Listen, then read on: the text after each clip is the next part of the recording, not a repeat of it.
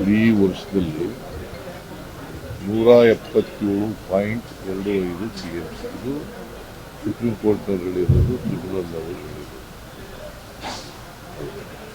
ನಾವು ಈ ಸಾರಿ 1 ವರ್ಷ ಬಿಟ್ಟರೆ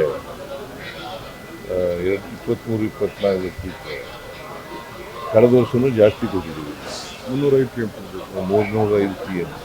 ಈ ವರ್ಷನೂ ಕೂಡ ಜಾಸ್ತಿ. ಈ ತಿಂಗಳಲ್ಲಿ 9 TMC ನೀರು ಬಿಡಬೇಕು.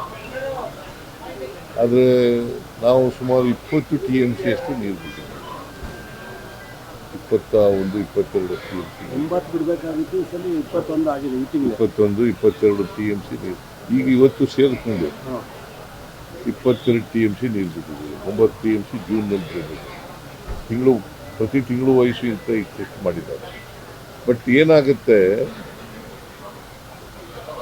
ಕಡಿಮೆ ಕೊಟ್ಟಿರೋದು 1 ವರ್ಷನೋ 2 ವರ್ಷನೋ ಅಷ್ಟೇ, ಆದರೆ ಜಾಸ್ತಿ ಕೊಟ್ಟಿದ್ದೀವಿ ನಾವು. ಅದಕ್ಕೋಸ್ಕರನೇ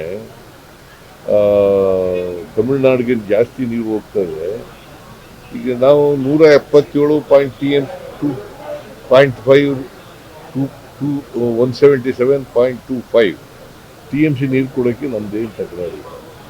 ಸುಪ್ರೀಂ ಕೋರ್ಟ್ ಹೇಳಿದೆ, ಟ್ರಿಬ್ಯುನಲ್ ಹೇಳಿದೆ, ಕೊಡ್ತೀವಿ. ಬಟ್ ಹೆಚ್ಚಾಗಿ ಕೊಡ್ತಾ ಇದ್ದೀವಲ್ಲ.